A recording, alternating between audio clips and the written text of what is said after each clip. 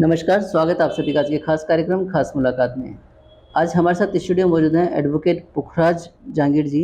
आप महासभा में उच्च स्तरीय समिति सदस्य पर अपनी सेवाएँ दे रहे हैं। नमस्कार, स्वागत है आपका हमारे स्टूडियो में। नमस्कार। सर, हम आपके शुरुआती जीवन के बारे में जानना चाहेंगे। मेरा जो जन्म है वो जोधपुर के ओसियां तहसील के गांव भीकमकोट से है। एक साधारण किसान परिवार के यहाँ जन्म हुआ। जी, मेरे पिताजी रेलवे वर्कशॉप जोधपुर में सेवा में थे और हम सब परिवार के लोग जी, प्रारंभिक काल से ही जोधपुर में आए और हमारे पूरे परिवार की शिक्षा दीक्षा जी, जोधपुर में ही हुई। बहुत बढ़िया। हम 4 भाई। जी, अमराराम जी सबसे जो NRI है जी, वो मेरे बड़े भाई है। जी, मेरे से छोटे विश्वनाराम जी है और उनसे छोटे देवाराम जी है जो गांव में खेती बाड़ी का कारोबार संभालते हैं। बहुत बढ़िया। मैंने जोधपुर में प्रारंभिक काल से शिक्षा प्राप्त की है।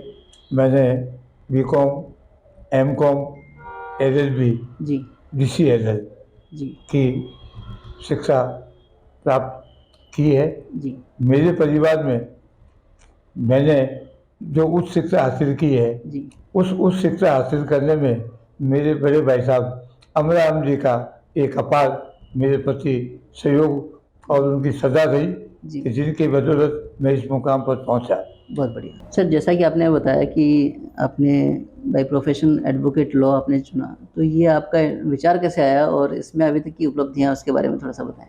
मेरे पिताजी अनपढ़ थे जी, लेकिन जोधपुर के वाइस चांसलर VV जॉन जो रहे हैं जी, वो पिताजी से संबंधित रहे हैं। अच्छा, इसलिए पिताजी की प्रेरणा थी जी, कि पूरे परिवार में कोई व्यक्ति शिक्षित नहीं है। जी, मेरी पढ़ने में विशेष रुचि रही है, इसलिए मेरा शिक्षा के प्रति आकर्षण मेरे पिताजी हजारीलाल जी जी, ही रहे हैं, वही आदर्श रहे हैं। बिल्कुल। अब अपन बात करते हैं कि अपने जो प्रोफ़ेशन में थोड़ा-सा क्या अपने अचीवमेंट्स रहे हैं, उसके बारे में आप थोड़ा-सा दर्शकों को बताएँ? मैं 1992 में एज ए एडवोकेट एनरोल हुआ हूँ। अच्छा, बदायूं से निरंतर मैं वकालत कर रहा हूँ। जी, मैं स्थानीय निकाय जोधपुर विकास प्राधिकरण जी, और नगर निगम जोधपुर का 1995 से निरंतर पैनल अधिवक्ता हूँ। जी, उसके बाद वर्तमान में मैं राजस्थान सरकार और भारत सरकार का राजस्थान उच्च न्यायालय में अधिवक्ता नियुक्त हूँ। मैं इसके पहले एडवोकेट एसोसिएशन का सचिव भी चुना गया था और उसके बाद भारतीय जनता पार्टी का जो विधि प्रकोष्ठ है उसका मैं प्रदेश सह संयोजक भी रहा हूँ। बहुत बढ़िया। सर, जो आपने सेवाएँ अभी तक दी है, इसमें कुछ आपको कोई ऐसा लगता है कभी कि मन में कुछ आपके विशेष रहा हो, किसी के प्रति लगाव हो और कुछ ऐसा आपका इंसिडेंस रहा हो, जिसके बारे में आप दर्शकों को शेयर करना चाहें? मेरा जो प्रोफेशन के प्रति रुझान रहा है वो ये रहा है, जो असहाय, जो गरीब, जिनके साथ अन्याय हुआ है जी, उनको मैं मेरी वकालत सेवा से जी, कैसे उनकी मदद कर सकता हूँ। जी, अधिकांश मेरा जो वकालत जीवन का जो रहा है जी, वो प्रोफेशनल कम रहा है, सामाजिक और जन कल्याण की सेवा ही मेरा लक्ष्य रहा है। बिल्कुल, बहुत बढ़िया। अगला सवाल यही आता है कि आपका समाज सेवा में रुझान कैसे हुआ, उसके बारे में बताएँ? मैं जब स्टूडेंट था तो 1989 में समाज के जो बंधु थे, जी, रामचंद्र जी, श्यामलाल जी पिवानिया, अच्छा, उन लोगों ने मुझे अपने साथ सामाजिक काम के लिए अपने साथ सहयोग के लिए रखा। जी, उनकी ये धारणा थी कि समाज के उस समय के जो लोग हैं वो सारे लोग, अधिकांश लोग अनपढ़ थे। मैं पढ़ा लिखा व्यक्ति था, इसलिए उन्होंने मुझे सदैव ही सेक्रेटरी की भांति समय देकर जी, जहांगीर पंचायत से जोड़ा। मैं 3 बार विश्वकर्मा जहांगीर पंचायत जोधपुर का निर्वाचित सेक्रेटरी रहा हूँ। बहुत इसके बढ़िया। अलावा 1989 से निरंतर जी, 2008 तक मैं लगातार पंचायत से जुड़ा रहा हूँ जी, और मैं इस बारे में जो ये प्रेरणा जो मिली है, उसके बाद मेरा उसमें लोगों को संदेश है कि समाज की सेवा में युवा लोगों को भी अपना हाथ बटाना चाहिए। बहुत बढ़िया। सर बात आती है समाज सेवा की, तो समाज सेवा में आपने इतने सालों लगातार अपनी सेवाएँ दी हैं।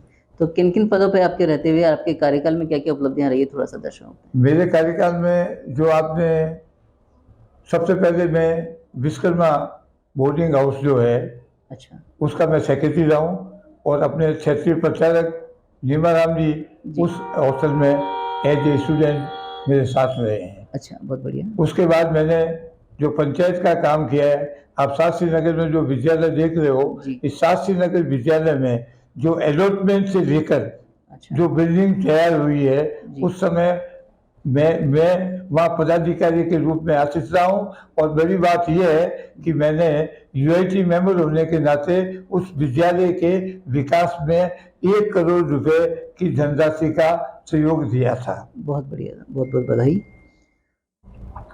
उसके अलावा भी अभी वर्तमान में शायद आप जैसे उच्च स्तरीय तक पहुँचे हैं महासभा में, तो उसके बारे में थोड़ा-सा बताएँ?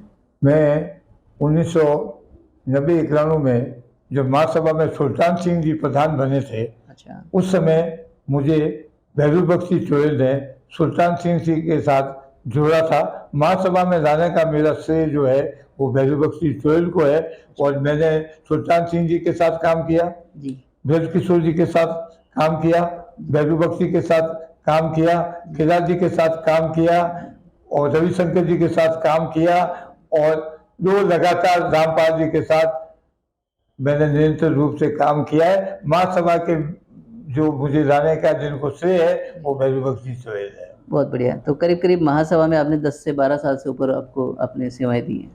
बहुत बढ़िया। सर हम आपके थोड़ा-सा परिवार के बारे में भी जानना चाहेंगे? मेरे परिवार की पृष्ठभूमि का जहाँ सवाल है, मेरे भाई साहब अमराराम जी 78 से दुबई में जी, वहीं उनका कारोबार है और उनके परिवार के जो मेरे भतीज वगैरह है वो दुबई में कार्यकाल अपना संभाल रहे हैं। बिल्कुल। मेरे छोटे भाई विश्राराम जी के 4 बेटे हैं जो बम्बई में अपना कारोबार कर रहे हैं। जी, मेरा छोटा भाई देवाराम है, उसका बच्चा बेंगलोर में जॉब कर रहा है जी, और मेरे जो 2 पुत्र हैं जो पहले भाई साहब के पास दुबई में थे, अब एक पुत्र मेरा है जो अब जोधपुर में ही है, एक पुत्र सुनील है जिसने जो नवनिर्मित लोकसभा जो निर्मित लोकसभा हुई है उसमें उन्होंने नरसिंह जी की कुलिया जो फर्म है उसमें एज ए परचेज मैनेजर वो अभी नियुक्त है। बहुत बढ़िया, बहुत-बहुत बधाई। बात आती है सर समाज बंधुओं के नाम संदेश की, तो हम चाहेंगे कि समाज बंधुओं के नाम आप अपना संदेश दीजिए। मेरा समाज बंधुओं को ये संदेश है कि पढ़े लिखे शिक्षित युवा लोग समाज के साथ जुड़े और अपना ज्ञान अनुभव समाज के साथ साझा करें और समाज के उत्थान और विकास में महत्वपूर्ण भूमिका का निर्वहन करें। बहुत बढ़िया। समाज में दुर्भाग्य की बात तो ये है कि जो वैवाहिक संबंध छूट मेले के जो प्रकरण है वो आपसी समझ से उनका समाधान नहीं हो रहा है। जोधपुर के कोर्ट में फैमिली कोर्ट में 50-60 ऐसे फैमिली कोर्ट से संबंधित मुकदमे कई वर्षों से चल रहा है लेकिन उसका कोई लोग वर्षों से वहाँ घूम रहे हैं लेकिन आपस में बैठकर समाधान करने या उनके बीच में सुलझाया कराने के संबंध में पंचायत या सामाजिक संस्थाओं को अहम भूमिका निभानी चाहिए। बिल्कुल, बहुत बढ़िया। अपने लोगों में कुछ समझ की कमी है। समाज के लोग जो है वो मेहनत मजदूरी लगन से धन संपदा अर्जित की है। क्षेत्र के जो लोग हैं वो क्षेत्र के लोग उनको भाइयों को आपस में मन मुटाव पैदा करते हैं, आपस में लड़ाई झगड़ा कराते हैं ताकि उनकी दुकान जमी रहे। सही बात। बाकी जहाँ तक लड़ाई झगड़ों का सवाल है 20 साल के मुकदमे के बाद भी दोनों पक्षों को आपस में बैठ कर समझौता करना पड़ता है। जी, उससे अच्छा ये है कि सामाजिक स्तर पर आपस में किसी प्रकार का भाइयों में किसी प्रकार का संपत्ति या किसी संबंध में विवाद नहीं होना चाहिए। मेरा मैं उदाहरण देता हूँ कि मेरे भाइयों की उम्र 72 से लेकर 69 तक साल तक के हम सारे भाई हो गए हैं। हमारे भाइयों में प्रॉपर्टी को लेकर कोई विवाद नहीं है। बिल्कुल। ये सबसे बड़ी बात है। अगर भाइयों का प्रॉपर्टी के प्रति विवाद नहीं हो तो उनके जो भाइयों के जो बच्चे हैं उनमें आपस में प्रेम रहेगा, वो बिजनेस करेंगे और एक दूसरे के सहयोग करेंगे तो परिवार और समाज उन्नति की ओर अग्रसर होगा। बिल्कुल, और एक वो कहावत भी है कि ठीक है, स्ट्रेंथ जहाँ होती है वहाँ अपने अपने संगठन के अंदर शक्ति होती है। बिल्कुल, बहुत बढ़िया। सर, एक विचार मन में आया है कि करीबन 35 साल से ऊपर आपने समाज सेवाएँ की हैं, फिर भी समाज का उत्थान किसी तरह से देखा जाए तो नहीं हो पा रहा है, किसी एंगल से। तो उसके पीछे क्या रीज़न है? जबकि जबकि अपने पास में भामाशाह और सभी तरह के सक्षम लोग भी हैं। अपने समाज में आपस में समन्वय और एकता का अभाव है। जी, इसके अलावा जो भी समाज ने प्रगति की है, जो लोग, जो परिवार शिक्षित हुए हैं, उन्होंने अपने परिवार का उत्थान और विकास में महत्वपूर्ण भूमिका निभाई है, जिसके कारण वे संपन्नता की ओर अग्रसर हुए हैं। और जो व्यक्ति पढ़े लिखे कम हैं और काम धंधा का जो हुनर है, उन्होंने काम धंधे से महारत हासिल किया है, लेकिन उनका दूसरे जो लोग हैं वो उनका मिसयूज करते हैं। बिल्कुल। बंधुओं, आज हमने समाज हित में काफ़ी अहम बातें जानी, जिनके लिए आपका बहुत-बहुत धन्यवाद। मैं वर्षों से सामाजिक संस्थाओं से जुड़ा हूँ, महासभा से जुड़ा हूँ, जहांगीर पंचायत से जुड़ा हूँ, विश्वकर्मा सोसाइटी हितकारी ट्रस्ट ओरछा से जुड़ा हूँ, तक बोली से भी मैं एसोसिएशन से भी मैं जुड़ा रहा और कई संस्थाओं के साथ शिल्पी फाउंडेशन से भी मैं जुड़ा हूँ। कई संस्थाओं के साथ मेरी रुचि है कि मैं निस्वार्थ भाव से जितना मेरा समय दे सकता हूँ, जितना मैं समाज को सहयोग देता हूँ, उसे देने की कोशिश करता हूँ। बहुत बढ़िया।